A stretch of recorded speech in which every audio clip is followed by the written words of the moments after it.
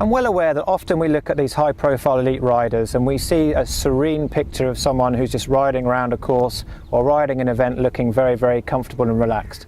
Actually, my experience tells me that behind the scenes there's a lot more going on, and I think it's really important that the wider riding public have a better insight into that. So I'm here again with Flora Harris, and basically, Flora, when we talk about going to events, do you find that you get nervous sometimes? Yeah, certainly. I think every rider does, really, and nerves play a big part in performance, for sure. It's obviously a sport where we experience highs and lows.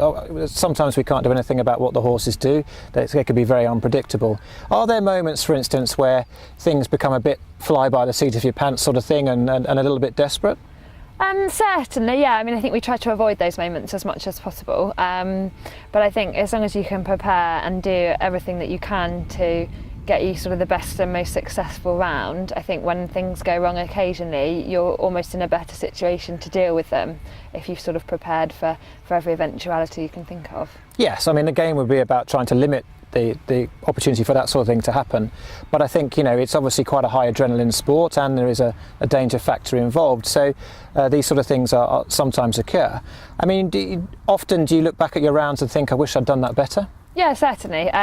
There's always a fence or two, at least in a round, which, you know, you perhaps were a bit lucky or didn't quite go as you had planned. But I think it's important to remember that, as you've just said, it is, you know, an unpredictable sport, and we're riding, you know, unpredictable animals with their own brains, and so it's not always going to be 100% perfect.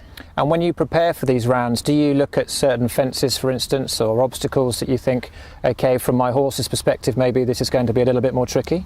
Yeah, certainly. I mean, I'll always try and identify the fences that perhaps are a bit more difficult or are a little bit more challenging to that particular horse, and then I'll try and plan as best as possible the best way to approach it. And how might you deal with that? I think really when I'm walking the course, I'll certainly try and almost imagine or visualise various scenarios of jumping the fence. So, you know, it going perfectly, but also perhaps if things were to start to go wrong, and then in my mind I'll try and plan exactly what I'm going to do physically and mentally to cope if things aren't absolutely perfect.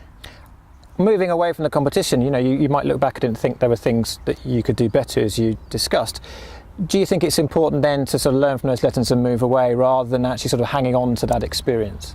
Yeah, certainly. I think it's important to be able to calmly identify why things went wrong and actually what went wrong, rather than almost getting emotionally attached to problems. And then if there are lessons to be learned, then go away and do that. But also, you know, if it was something that was perhaps a bit unlucky or that you couldn't have prevented or helped, to identify that and, yeah, leave it behind and move on. And finally, so if you were sort of talking to the wider riding public, it's probably good for them to hear from someone like yourself who, you know, rides all the time, to hear that you do get these moments. Is there anything that, you know, you would sort of say to people riding at that level? I think it's really important perhaps not to dwell on mistakes, you know, to learn and move on, but also in order to reduce the amount of perhaps mistakes or unpredictable moments. I think, you know, preparation is key, and there's really, you can never do too much to prepare for a competition. Okay, well, that's brilliant. Thank you very much for that insight. Okay.